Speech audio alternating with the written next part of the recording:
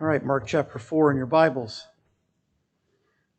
I want you to think of yourself as a pro football player.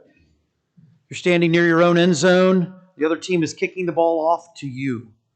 And as the ball spirals in your direction, you look down just for a split second to see about a dozen huge men barreling their way toward you at about 15 miles per hour, which doesn't seem like much. You think about cars and travel, but on a field about 100 yards long, they're going to be there in just a few seconds. And they want to hit you hard.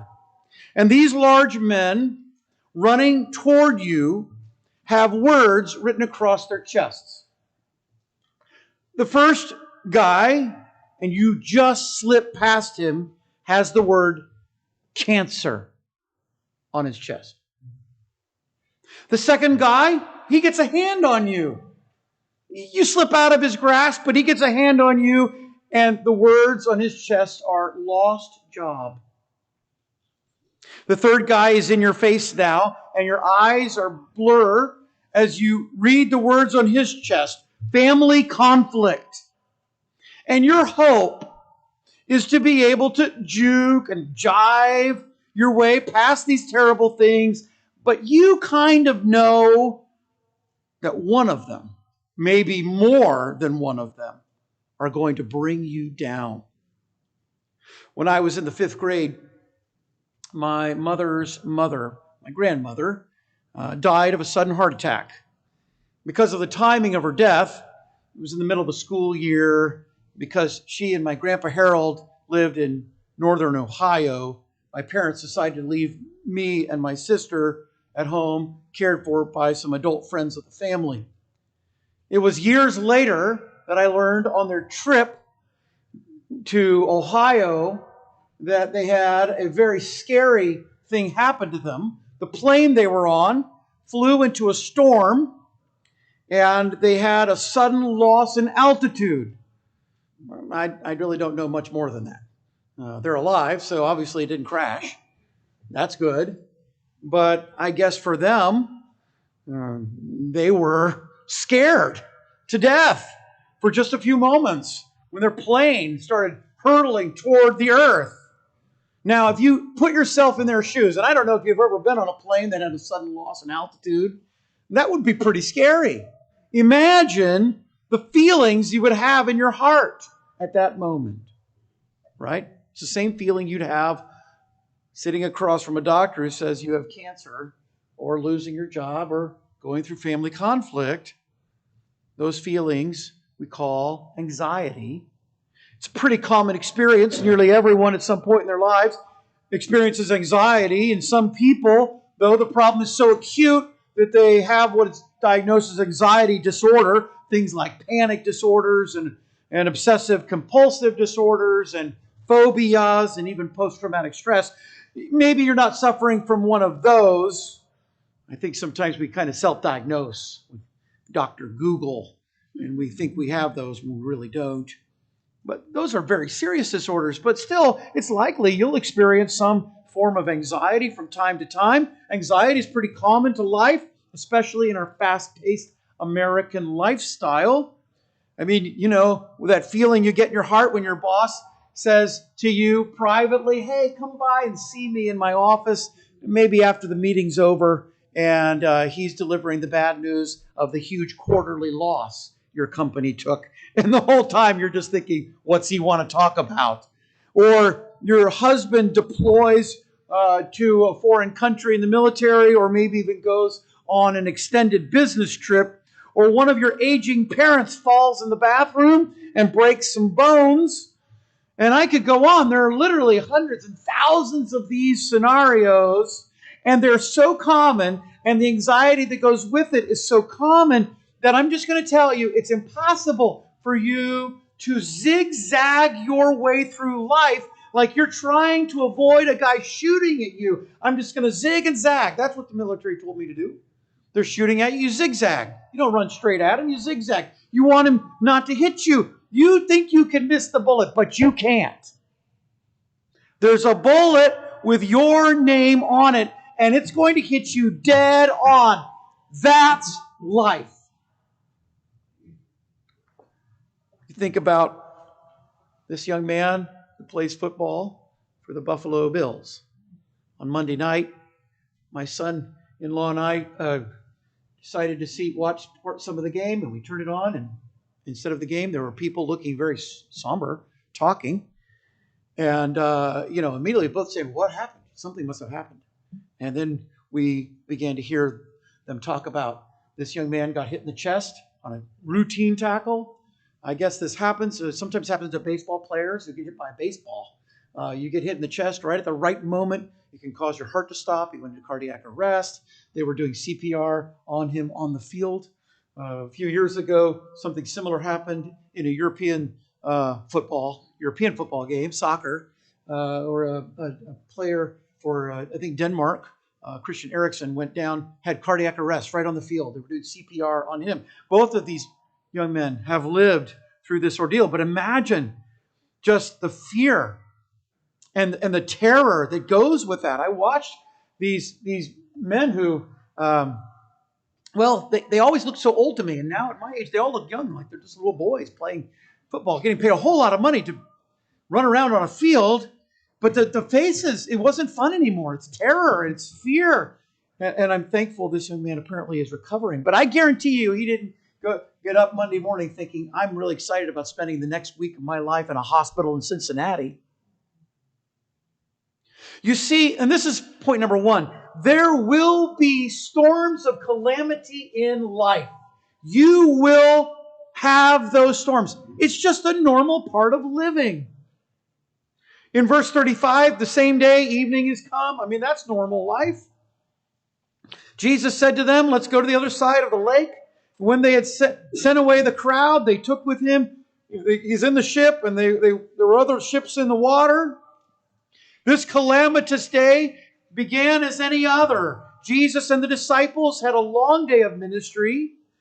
Jesus had been preaching most of the day. I'm sure that would be physically exhausting. His disciples were likely pretty tired. There's this large crowd around them. We find in verse 1 this multitude of people. And it's huge, this huge crowd. And now the end of the day has come, and Jesus has this proposal. Why don't we get in the boat, and why don't we just shove off and go to the other side of the lake? They're just moving their ministry to another part. And it may have been in order to get away from the crowd, to get a little respite, to get a little bit of rest. The other sailing ships are in the water. This is a normal day for Jesus. If you go back to chapter 1, you can kind of see Mark explains what a normal day with Jesus looked like. And from sun up to sundown, he's working. So you can kind of see, now it's evening, sleep is coming soon. In fact, Jesus is going to go to sleep in the middle of this story. They're going to move to the other side of the lake. These are fishermen. This is just normal life. And I think you need to stop for a moment and realize that sometimes the calamities that come into your life, that's all part of God's will for you. In fact, here, notice Jesus is the one who suggested the trip. And it's unclear if he was aware of the coming storm. But the fact is, Jesus sends himself and his disciples into a life-threatening situation. It's very well possible, and these fishermen knew it.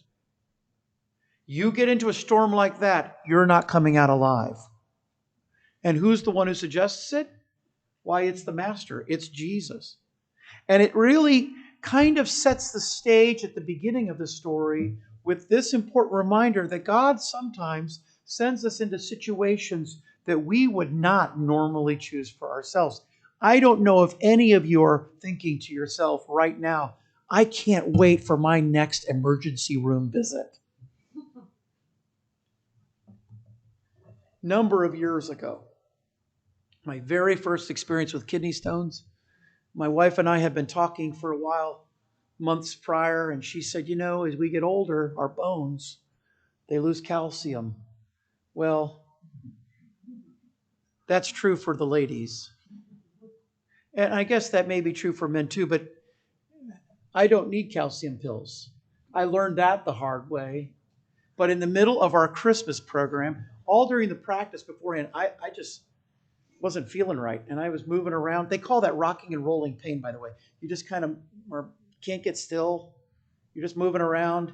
And as the program was going on, I was starting to sweat a little bit. And it wasn't because of the hot lights. It wasn't for fear that I would make a mistake. I mean, I've made so many mistakes in front of you all. I don't care if I make a mistake. I probably will again. You're fine.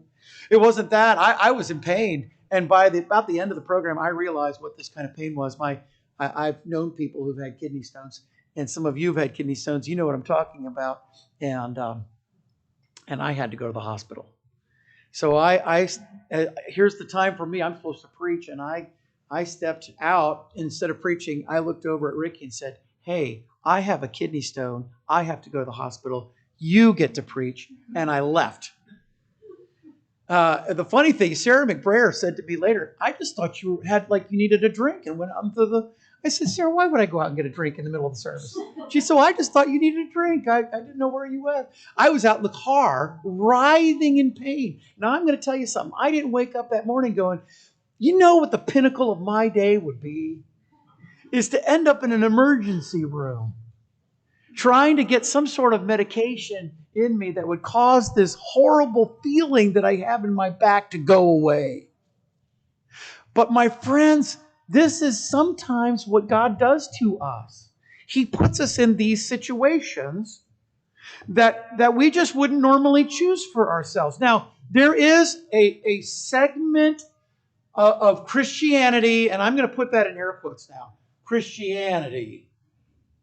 I don't think it's evangelical Christianity. It's not biblical Christianity. But they claim that God only wants to bless you. The danger of this thinking is that we tend to think that these blessings are confirmation of God's goodness or even our goodness, and that painful experiences are the result of sin. And this concept isn't new. This was the argument Job's friends were making to him. It's called the health and wealth gospel. Sometimes it's called the prosperity gospel, and it's not a gospel at all. They claim if you only have enough faith, God will make you to be healthy and wealthy. And they even now claim in some of these circles that poverty itself is evidence of sin in your life. But my friends, God sends His saints into difficult trials. The aforementioned Job stands out. But what about Jeremiah, who after writing the Bible, writing his book, it's torn to little pieces with a penknife and thrown into the fire while he is put into a cistern where he sinks down into the mud up to his shoulders, up to his armpits, and he's there for about a month in the dark, in the mud. The only way he survives is people opening up the top of the cistern and throwing in bread and water to him. He's there for a month. Can you imagine going through that? Or what about Daniel and lions? You hear that story? That one familiar to you? Or even Paul, who in 2 Corinthians recounts all the horrible things he went through. And you read these stories and realize this is what God's will did to these men. And sometimes God sends us into these situations. This is just part of God's will for you and part of God's will for me. There are storms in the calamities of life, and you will go through them, and they can be intense. You know, you think, well, okay, maybe a drizzle wouldn't be so bad. Maybe a cooler day. I could go through one of those. I'm speaking metaphorically here. But it says in verse 37, there arose a great storm of wind. Waves beat into the ship so that it's now full. Can you think of another time where Jesus was using these similar words? It's at the end of Matthew 7 when he talks about building your house on a rock. And whether you build it on the rock or on the sand, the winds come and the rains come and beat on the house. And Jesus is saying it doesn't matter whether you are with Him or whether you're not. The rains will come, the winds will come, and it can be intense. It can be powerful wind gusts. The word Mark uses here is our word hurricane. It's the old word for tempest. Lots of wind, lots of rain. The sea is choppy. The waves are now crashing into the boat. And it's not wrong to say, this is a life-threatening situation. And these fishermen are experiencing something now that they would be very familiar. They would know other people who perished in storms like these. And the water is filling the boat, and the waves are beating against the boat. And even people who are skilled at earning their living on the water, they're aware of the dire situation they're in, so much that they say to Jesus, "We are perishing. We're dying. We're all about to die." This is intense. And the feelings this produces in you and in them, well, they probably range from frustration to fear. It says in verse 38, Jesus was in the hinder part of the ship, asleep. And they awoke him because they were, I added that little phrase into the text there, because they were, verse 40, fearful. They're afraid. And calamity understood, when you realize you're in trouble, it produces a natural, visceral, emotional response immediately in you. And this is not phobias. This is not you going to sleep at night and thinking there's a monster living under your bed. Okay? That's not what we're talking about. This isn't even climbing a ladder and looking down 5 feet and going, whoa. I mean, I know some of you have fear of heights. My wife has claustrophobia. I mean, if I hug her too tightly, she gets a little nervous. I'm just telling you. And don't hug her when she's underwater. I learned that one the hard way. But she has claustrophobia. You know, the thought of being in a box doesn't bother me at all. You know, you could put me in the trunk of a car. I think I'd be okay. I'd want to get out, but I'd be all right. It doesn't bother me. But it panics her, right? This is not what we're talking about here. This is not just phobia. This is a real fear. In fact, it's interesting here. The word used here in the extra biblical texts, so these are Greek writings that aren't part of the Bible, refer to later Christians who struggled under persecution. It's our word for being cowardly, actually. I'm afraid of being in this situation. And I think even our modern term for this can be anxiety. Because anxiety, it can be arresting. It stops you in your tracks. If you've never really experienced anxiety, you don't know what I'm talking about. But some of you have. You know exactly what I'm talking about. And I imagine the disciples were under the impression that they should not awaken Jesus. Can you imagine there's a discussion as the storm is brewing? Should we wake up Jesus? No, let's not wake up Jesus. But as the storm's getting worse, at what point do we wake up Jesus? Okay, where on the scale do we have the threshold? Okay, so if the water is at our ankles, John, do you think then we should wake up Jesus? No, that's fine. We can get through the water in our ankles. What if it's up to our knees, Bartholomew? What do you think? I mean, I just am envisioning this conversation. It's not in the text. I'm just envisioning they had it because at some point somebody said, I'm waking him up. And they're doing so because of their volatile emotional state. So let me ask you a question. How do you typically respond to calamity? I'm not talking about the drizzly rain. I'm talking about the storm. How do you respond? I'm pretty cool in a crisis. Yeah, I go back and forth. I'm upset to a little angry. I get really angry. I cry a lot. I just lose it. Let me tell you where these people are at. I just lose it. That's where they're at. And the fact is, our emotional state indicates a lot about our thoughts. We tend to link our thoughts and feelings together. And this is an intense crisis. And the common human response is to fall apart. But can we admit that we have a choice? Can we admit to that? We have a choice in how we should respond. This is point number 2. We have a choice as to how to respond to calamities. to the crisis. And the first choice we have is to turn to God in a panic. Verse 38.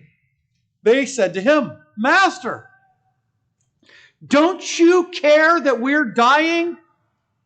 And he said to them, how is it you have no faith? Sometimes a crisis can cause us to question if God genuinely loves us. You know, when James talks about a trying of your faith, we tend to think that every trial goes under that description. It really is only a trial, like what James is describing, if it's putting your faith to the test. Do I really believe that he loves me? This is what Peter is talking about, that trial of fire that burns, the pain and suffering that people go through. And here we have a crisis, and it just brings to mind, am I really suffering? Does God not love me? And I think in a sense here, the question they ask in verse 38 is the equivalent of prayer. I mean, how many of you begin your prayer, Dear Jesus? Well, that's kind of what they're saying. Hey, dear Jesus, wake up. We need to talk with you. That's kind of like prayer. They spoke to Jesus. They said to him, the text said in verse 38, second part, they said to him. They spoke to God. They might not have seen it that way. I don't think they were thinking this is like prayer, but I think for our standpoint now, after everything's over, we can kind of look at it and say, this is kind of what prayer is. And they're turning to God in prayer, but their prayer is a prayer of panic. You see, because their question, Jesus' decision to sleep during this crisis, don't you care for me at all? Don't you care for us? Why is God putting me into this situation? And by the way, the feelings you have in that moment are isolating. I feel very alone. There's a heightened sense of anxiety. I'm anxious, and even pain. And when you're in that, you naturally cry out to God. That's what every Christian does. If you don't cry out to God in this situation, you probably aren't a believer. This is what Christians do. But here, understand, the crying out to God, it reveals something about how they really think about God in saying, do you not love me? Don't you love me? I wish I could remember the name of the theologian from the early 20th century. It wasn't J.C. Ryle. The name will come to me this afternoon. It was a guy. How's that? And in the course of life, he and his wife had a child and little girl, and around the age of 2-3 years old, the child died. And it just shook him. He just loved that little girl. And he would talk about going on long walks in prayer to God. Don't you love me? I'm just telling you something, folks. You know, when the car won't start, or the roof is leaking a little bit, or you know, the dog is sick and has to go to the vet, you probably don't wonder, does God love me? But when something really dramatic happens in the course of God's will, you probably will say to God in panic, don't you care? Can you put yourself in the shoes of these people? Because this is the question they asked Jesus after they awakened him. Now, I just think to myself, knowing the end of the story, what should they have done? Should they wake up Jesus at all? Well, if they don't wake up Jesus, the boat's probably going to sink, right? So they probably should wake up Jesus. But then I'm sitting there going, well, maybe they should let the boat sink, because at some point Jesus is going to get wet, really wet, and he's going to awaken, and then he'll say, peace be still. I'm just playing out all the different scenarios in my head. At what point should they have done this? And should it be just kind of like, hey, Jesus, don't know if you're aware of this. I'm sorry to waken you, But we are drowning now, and we need you to just calm the storm. If you could do that, that'd be great. I just wonder what kind of conversation that would have looked like. I'm just telling you, they're people. People are people. And whether you're a person 1,000 years ago or 2,000 years ago, people are people. This is how people think. I don't know. I don't know if the right answer is, okay, Lord, it's time to stop the storm, or maybe we just ride it out. I don't know. But the question here is put into the context of teacher-student relationship. You're the master. I'm the pupil. You're the teacher. I'm the student. You're the Lord. And there's kind of an agreement made between Jesus and the disciples. And the disciples are questioning if Jesus is going to keep his end of the bargain. And by the way, I think this is really important and significant because later on, each one of these men, with the exception of John, is going to face death for their faith in Jesus. And I rather doubt at that moment they said to him, Master, we perish. Because at that point in their life and walk with the Lord, they'd gotten to a place where they were willing to say, I will perish because I'm perishing. I'm dying for him. I'm just telling you something. There's only one Christian who died with Jesus, and that was the thief on the cross. But oh, to be that thief on the cross, right? I mean, there should be a little bit of envy you have in your heart to know of all the deaths that we're going to face. And everyone else is going to die eventually, unless the Lord comes. We're all going to die eventually. To die with Jesus would have been the pinnacle for every Christian, and only one guy got to do that.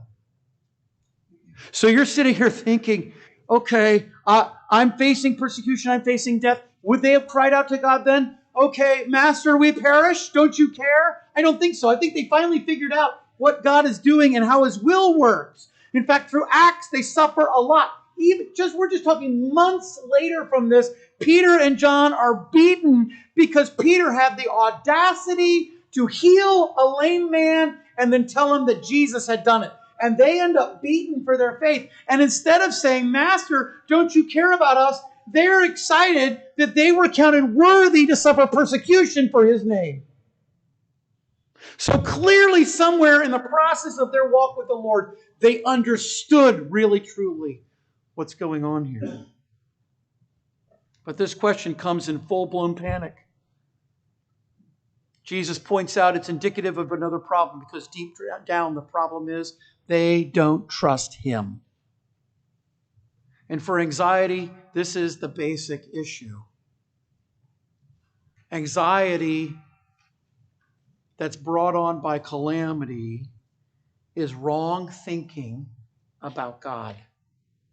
And so when we go through things like financial turmoil or diseases or career upset or failure or even war or aging-related health issues or natural disasters or marriage problems or children problems or parent problems, for you children, I'll throw that in, right? Parent problems, or famine. I mean, there's a wide range of calamities we can face if we do not come to Jesus and say to Jesus, Lord, you are in control.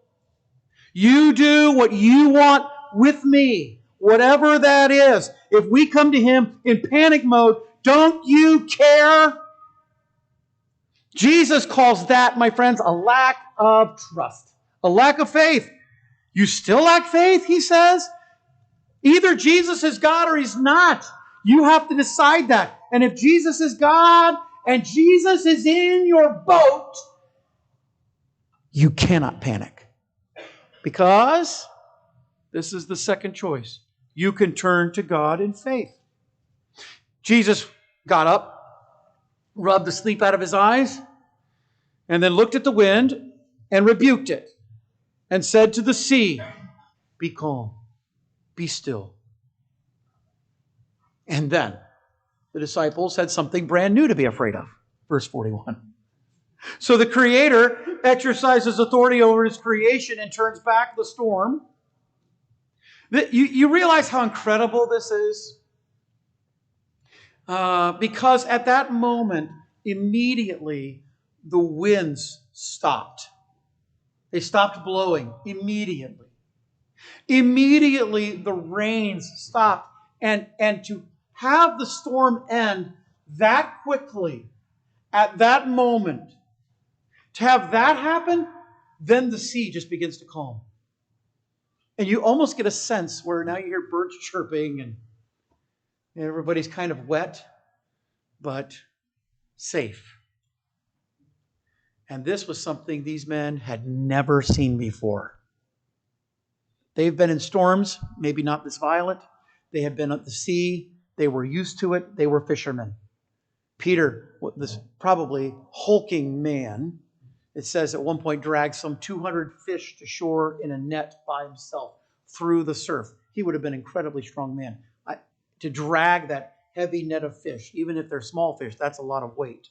And to drag it through the sand, that's very difficult.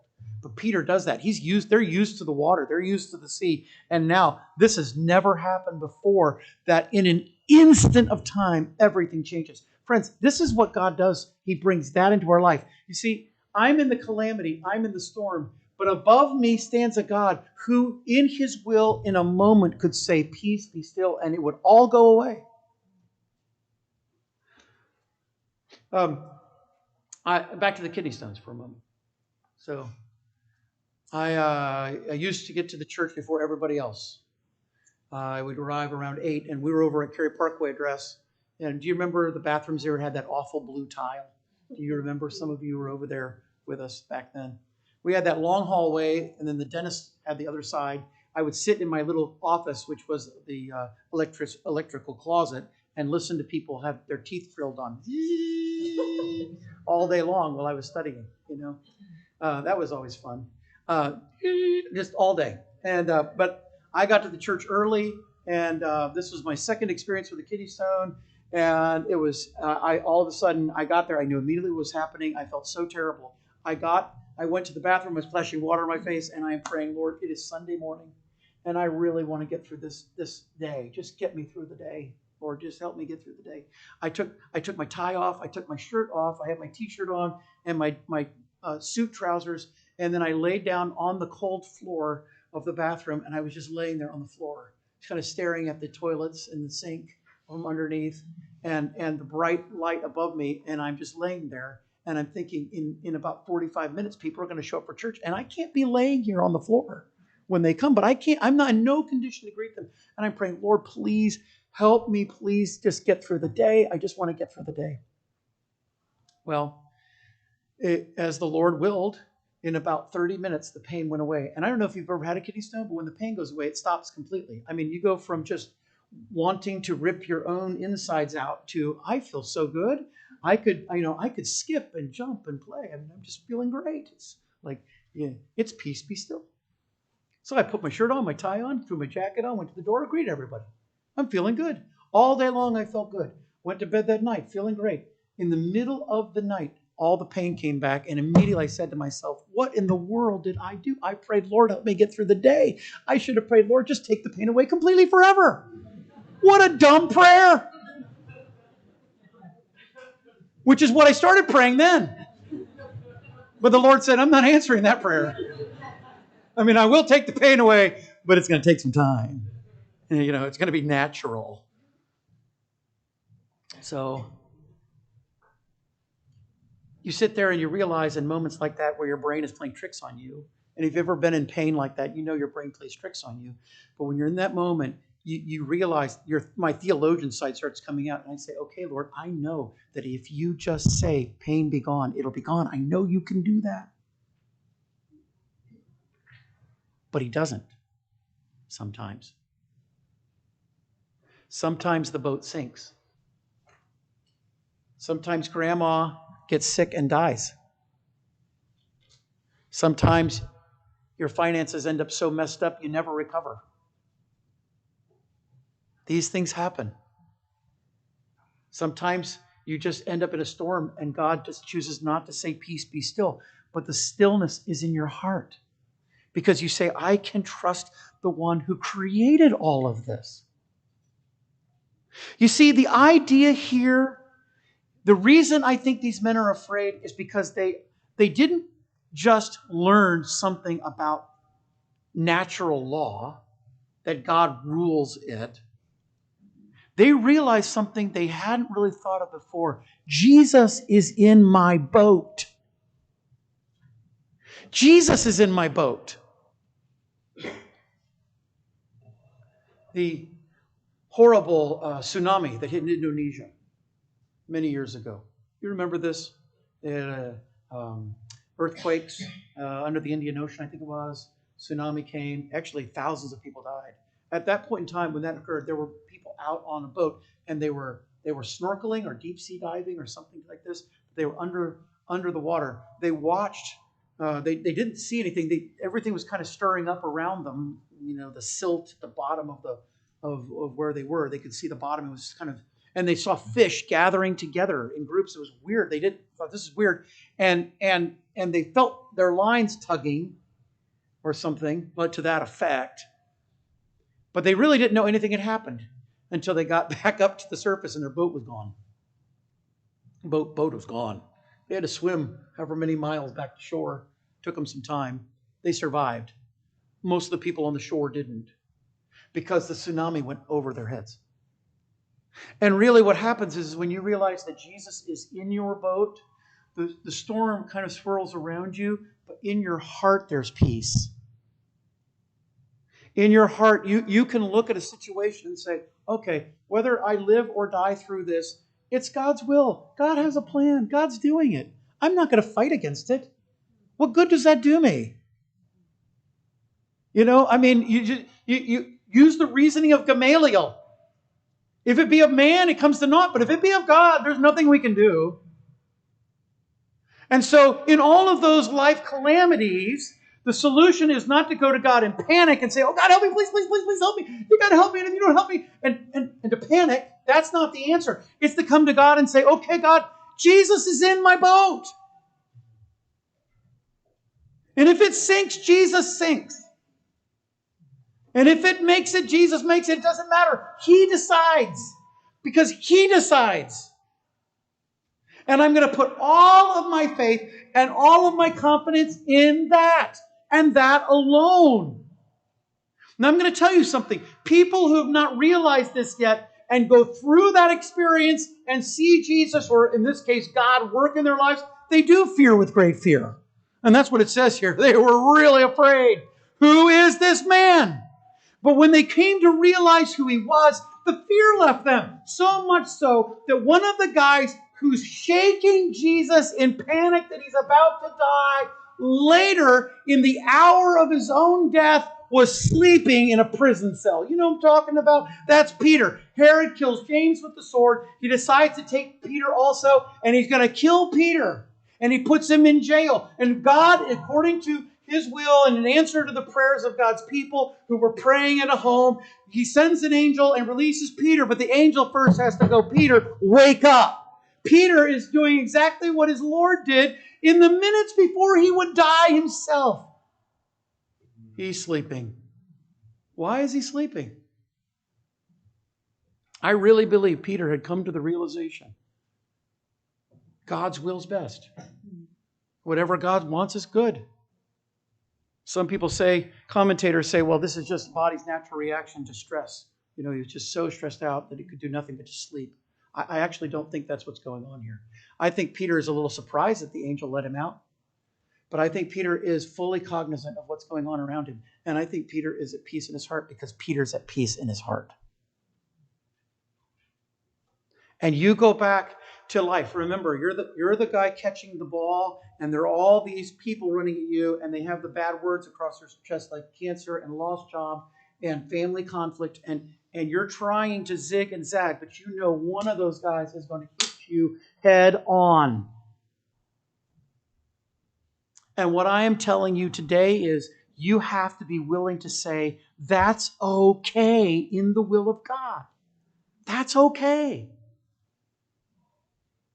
If God had let my parents' plane go down, that's okay. And in 5th grade, I would never have been able to comprehend that. Okay, I know that. You know that. But hopefully as an adult, I would have been able to stand here and say, that's okay. That was His choice. That was His plan. And even if the pain is intense, you go through that pain and you say, that's God's plan. Sometimes God puts you in dens of lions. Sometimes God puts you in cisterns of mud.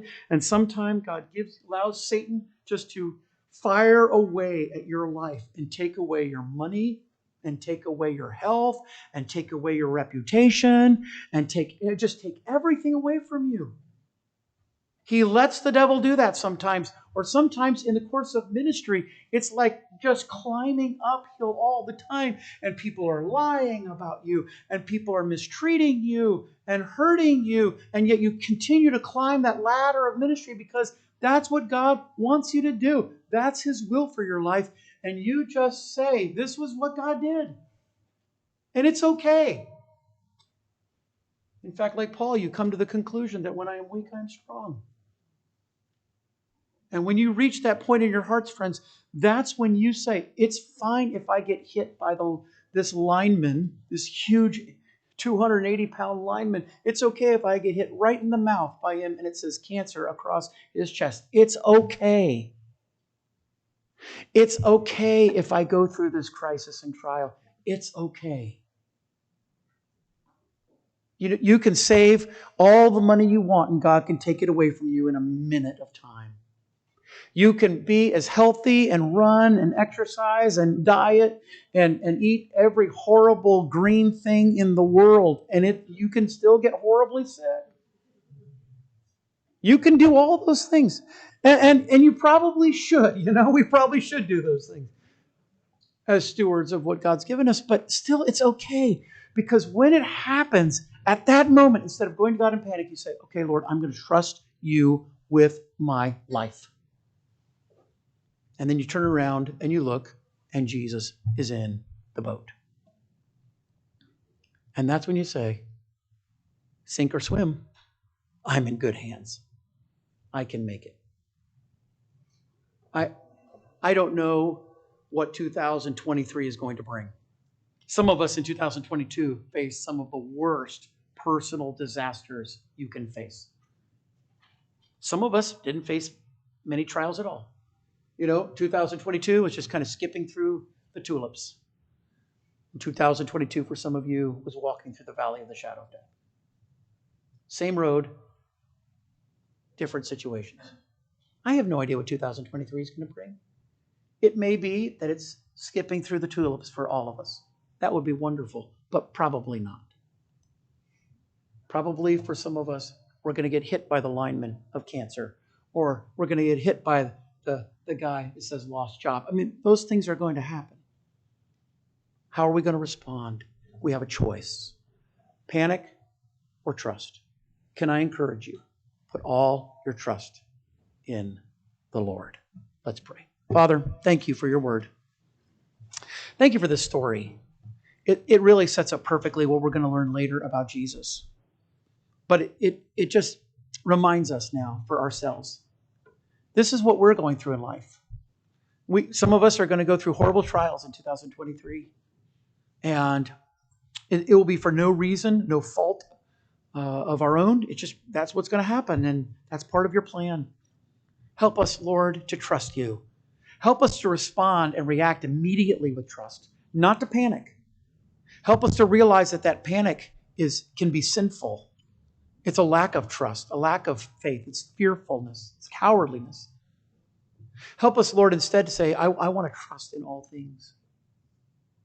Before I finish praying, maybe God is speaking in your heart. And you've been panicking.